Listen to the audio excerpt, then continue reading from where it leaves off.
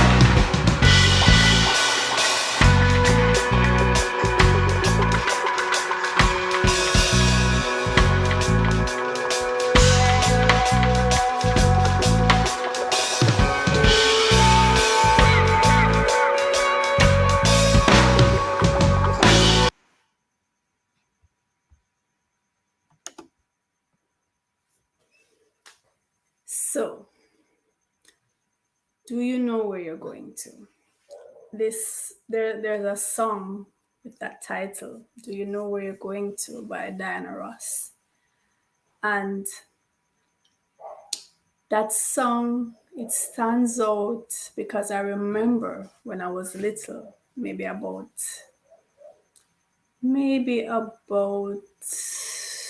8, 9, 10, thereabouts, right?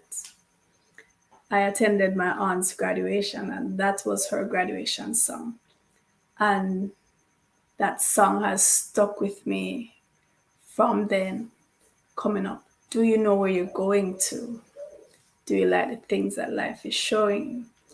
Now, it came back home to me more recently when a parent dropped off her children actually, to my school, right? There are students at my school.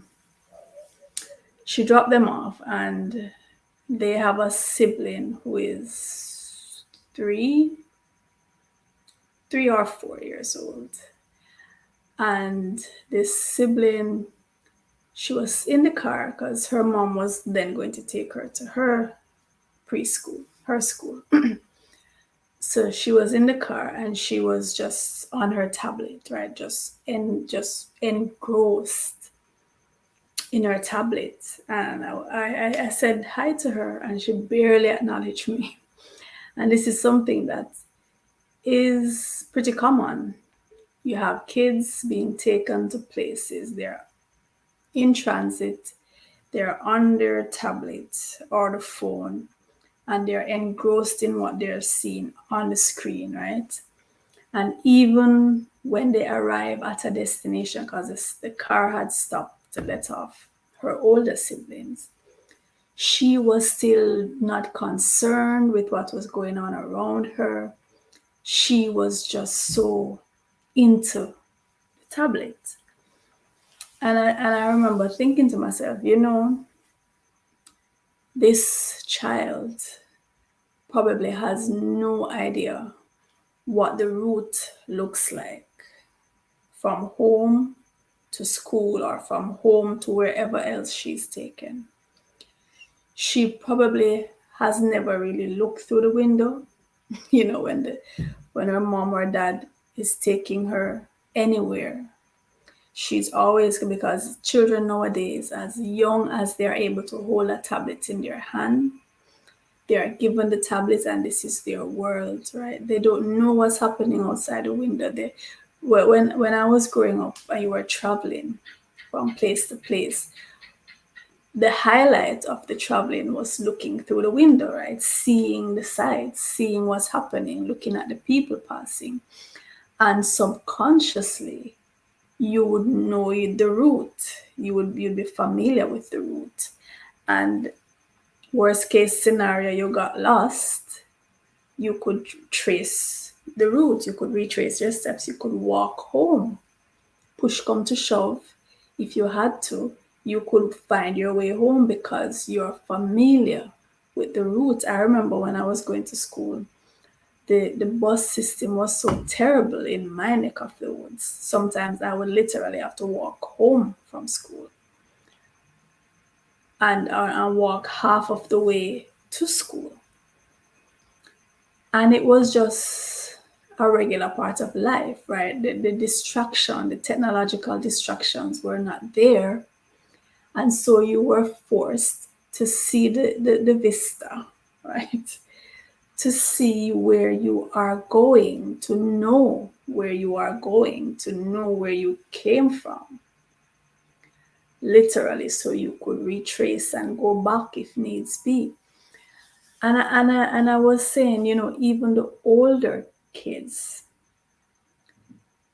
a lot of them don't know where they are. They don't know how they have arrived at a place because they're just zoomed in to the screen. The other day, I gave my students a task to give me directions from home to school. Write a description to me, write directions to me. How would I get from your home to school? And some of them, They did not know how to give proper directions. And it dawned on me, this generation, we have to be careful of how we are raising these children. We're raising them to not be conscious of their environment, not be conscious of what is happening around them, not be conscious of some little things that we took for granted, we just automatically knew, right? Because we had no choice but to know. They are now choosing not to know because we are giving them the devices. So, as usual, I look at things deeper. I try to look at things deeper than the surface, right? And I'm saying, how can we even apply this to our adult life? Do we know where we're going?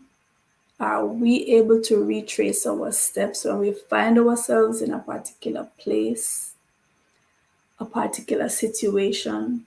Are we able to retrace and see how we got here and how to get ourselves out of here? Have we charted a course forward? Do we identify where we want to be and how we need to get there, what we need to do in order to get there? Because if you don't have a direction, you'll drift, right?